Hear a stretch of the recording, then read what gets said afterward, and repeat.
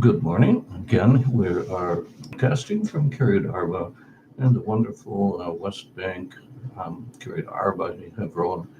Well, two cases now, but nobody's dying. In Israel, nationwide, nobody's dying. Nevertheless, I can't help but think about the panic that's being caused by the fear of something. Now, pandemics have always been with us. We have in recorded history quite a few. I have a list here.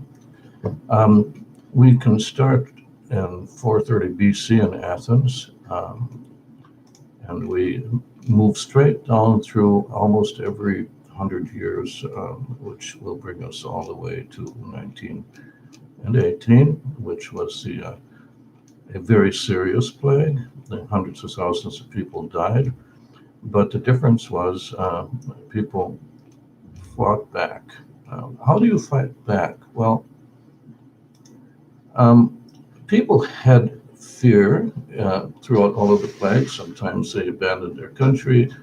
Sometimes the fear brought about changes, massive changes in civilizations. In 1918, evidently what happened because of the horrors of the First World War, the pandemic was just another horror, and people dealt with it.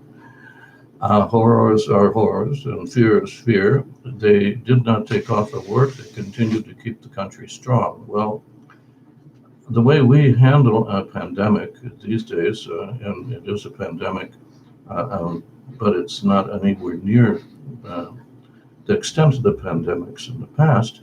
We handle it by locking ourselves away and cowering in our houses, which, of course, if that's the way they want to treat it, that's the way they want to treat it. But if you take a good look at all the previous pandemics, they all died out in the summer and came back in the fall. So hopefully the time that we'll be cowering in our homes, locked up by our governments, will pass within the next month or so, and we'll be allowed to go out and breathe fresh air. One interesting thing is they have taken one of the, well, I wouldn't say it's a cure, but it's more like a reduction in the death rate from the medicine of 1918, no less, where they took blood serum from recovered victims and they produced basically a serum that could be injected in people that were suffering, and essentially it either cured them or it certainly reduced their the enormity of the swine flu at the time. And we don't have anything like the swine flu. So right now, I know that can guarantee a very high rate of survival. Now, I'd like to turn to something that maybe we've all forgotten about, because this population I'm about to speak about is not exactly, a population that we'd like to live around. I'm talking about homeless. What happens to the homeless when a pandemic hits? Well, I doubt very much that we're investing too much in the homeless or too much in junkies that are sleeping in the garbage cans or things like that. I imagine we're basically going to let them die out in good riddance according to the way we think. They're totally non-productive part of the society. Society is rapidly also becoming non-productive. So how do we work this? How do we get rid of non-productive members of our society? Well, the homeless you can ignore, but can you ignore the boomer generation? I mean, we basically are the most susceptible to the disease after the homeless who can't get treatment.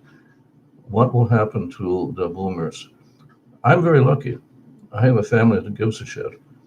And basically, I'm at home 24/7. I'm continuing my studies at the university online. And my family brings care packages whenever I need them to leave them at the door or whatever, so that we can eat. I'm prevented from going outside by a government edict, which could actually cost a lot of money with fines, and there's not too much we can do about that. But this is fear. The fear of a pandemic destroys a country, destroys a culture faster than the actual death rate. Power and terror of a microbe that has not taken anywhere near as many lives as the other flu and the HIV and all the various things that come together with a modern society. But while we're sitting here cowering in our homes, we're glued to our computer, used to be television, and we're seeing that the pandemic is spreading, but not so seriously. There's not that many people are recovering from it. But the question is, will our economy, the world economy and our local economy, recover from a pandemic that we feared so much that we cut ourselves off from the workplace, we cut ourselves off from helping the poor, we cut ourselves off from everything that, we have a reason for making a nation.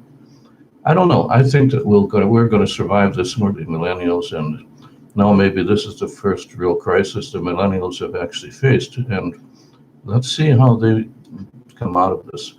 The rest of us, the forgotten people in the slums and the homeless and the elderly that are waiting to die and give up our place in the society, can only wait and watch and hope for the best. But I definitely hope for the best. It's important because without hope, without tikva, we don't have very much. So I'm going to wish you a very, very good day. Obey the draconian rules of your leaders. Believe in the Creator, however you conceive the Creator being, and know that we will come out of this.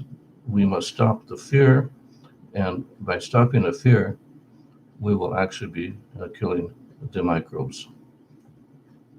I'll see you next time. Be well.